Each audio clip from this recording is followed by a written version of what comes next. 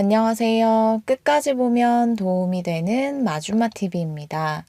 이제 곧 설 명절이 시작됩니다. 명절을 앞두고 앞으로 시행될 여러 소식들이 전해지고 있습니다. 특히 많은 국민들이 이용하는 금융거래 관련된 새로운 내용인데요. 앞으로 잘 알아두셔야 할 소식들이 있어 오늘 영상을 통해서 전해드리려 합니다. 많은 분들이 꼭 확인해 보시면 좋겠습니다. 그럼 궁금하신 분들은 오늘도 끝까지 봐주세요. 먼저 명절을 앞두고 반드시 알고 계셔야 할 내용부터 안내 드릴게요. 어떻게 되는 건지 조금 헷갈렸던 부분들에 도움이 되실 것 같습니다. 2월 14일부터 18일까지 연휴 기간인데요. 이 기간 동안 금융회사, 은행, 보험, 저축은행 카드 등 대출의 상환 만기가 도래하는 경우가 있을 수 있습니다. 이때 연체이자 없이 만기가 2월 19일로 자동 연장됩니다. 그리고 조기 상환을 원하는 분들의 경우는 금융회사와 협의해서 중도 상환 수수료 없이 2월 13일에 조기 상환도 가능합니다. 카드 대금도 납부일이 설 연휴 중 도래하는 경우에는 연체료 없이 2월 19일에 납부 계좌에서 자동으로 출금됩니다. 그리고 보험료, 통신료 등과 같은 공과금의 경우도 마찬가지인데요. 2월 19일 이후로 출금일이 자동으로 연장됩니다. 즉 연휴 기간 동안 납부해야 하는 대출, 공과금 등 납부일이 도래하는 경우 연체료 없이 연휴 직후인 2월 19일로 자동 연장된다고 이해하시면 됩니다. 그리고 설 연휴가 시작되기 전에 많은 분들이 꼭 알고 계셔야 할 중요한 내용이 있습니다. 연휴가 되면 급증하는 것이 있습니다. 금전 수요가 높아지는 명절을 앞두고 기승을 부리는 보이스피싱인데요. 시간이 지날수록 점점 더 교묘해지는 수법으로 피해 규모가 매년 증가하고 있다고 합니다. 요즘 특히 늘어난 사기 수법이 있는데요. 잘 알아두시길 바랍니다. 모텔 투숙 요구 사기입니다. 무슨 수법인지 생소하신 분들도 계실 것 같은데요. 일단 사기범이 피해자에게 겁을 주고 구속 수사를 면하게 해주겠다면서 모텔에 혼자 투숙하도록 요구합니다. 이는 피해자가 가족, 친구 등 외부로부터 고립되도록 만들기 위한 수법인데요. 조용히 혼자 머물 수 있는 곳으로 가라면서 근처의 호텔이나 모텔 등 숙박업소에 투숙을 요구하면서 추후 비용 처리도 해주겠다고 말합니다. 이런 수법으로 피해를 입는 분들이 우리 주변에 생각보다 많습니다. 수사기관에서는 절대로 숙박시설 투숙을 요구하지 않기 때문에 전화를 바로 끊고 경찰에 신고하거나 주변 사람들에게 현재의 상황을 바로 알리셔야 합니다. 그리고 또 하나 반드시 조심해야 하는 수법이 있습니다. 요즘 AI가 우리 일상 속 깊이 자리 잡고 있습니다.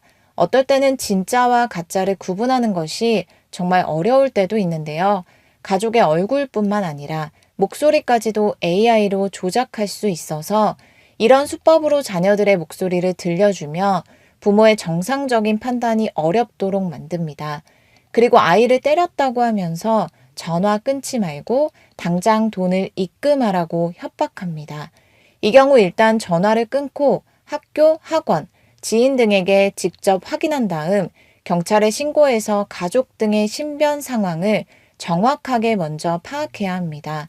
그리고 금전적 피해에 대한 불안한 마음이 드는 분들은 연휴 전에 은행 영업점 또는 앱을 통해서 현재 시행 중인 차단 서비스를 꼭 신청해 보시길 바랍니다. 크게 세 가지를 기억하시면 되는데요. 여신거래 안심차단, 비대면 계좌 개설 안심차단, 오픈뱅킹 안심차단 서비스입니다. 안심차단 서비스 3종 세트로 기억하시면 되고 본인도 모르게 대출, 비대면 계좌 개설, 오픈뱅킹이 실행되어서 피해가 발생하는 것을 사전에 차단할 수 있는 서비스입니다. 단 신청을 해야만 가능합니다. 거래 중인 영업점 또는 앱을 통해서 신청하시면 되는데요. 은행, 저축은행, 농협, 수협, 신협, 새마을금고, 산림조합, 우체국 등 한 곳에서만 신청해도 전 금융권에 자동으로 모두 적용됩니다. 다음 소식은 시중은행뿐만 아니라 특히 농협, 새마을금고, 신협 등 상호금융권을 이용하는 분들이 잘 알아두셔야 할 소식입니다. 14년 만에 최대폭으로 감소한 것이 있습니다. 바로 은행권의 가계대출입니다. 대출 규제가 강화되는 등 여러 제도가 시행되어 오고 있는데요. 그런데 올해 1월, 지난달보다 1조 4천억 원 금융권 가계대출이 증가했다고 합니다. 앞서 말씀드린 것처럼 은행권의 가계대출은 1조 원 감소하여 14년 만에 최대폭으로 줄어들었는데 상호금융권 가계대출은 2조 3천억 원이 늘어났다고 합니다. 은행권의 가계대출 규제가 강화되어 실제 대출폭이 감소한 것과 대조적으로 이금융권 대출은 늘어난 것인데요. 과도한 부채를 줄이기 위해서 각 금융기관마다 가계대출 목표치가 설정되어 있다고 합니다. 2월 19일부터 새마을금고에서 이것 중단합니다. 당국 지침이 아닌 선제적으로 조치를 취한 것인데요. 바로 추후 통보 시까지 대출 모집인을 통한 대출 취급을 모두 중단한다고 합니다. 새마을금고 가계대출 중단을 시작으로 추후 농협, 신협 등과 같은 상호금융권 소식도 잘 확인해 보셔야 할 것 같습니다. 그리고 9월부터 시행될 내용에 대해서도 잘 알아두시면 좋겠습니다. 올해 9월부터 7개 증권, KB, NH투자, 미래에셋, 삼성, 신영, 키움, 한국투자, 2개 은행, 농협, 신한에서 본격적으로 시행됩니다. 앞으로는 일반 국민들이 퇴직연금 계좌를 통해서 개인 투자용 국채에 직접 투자할 수 있도록 합니다.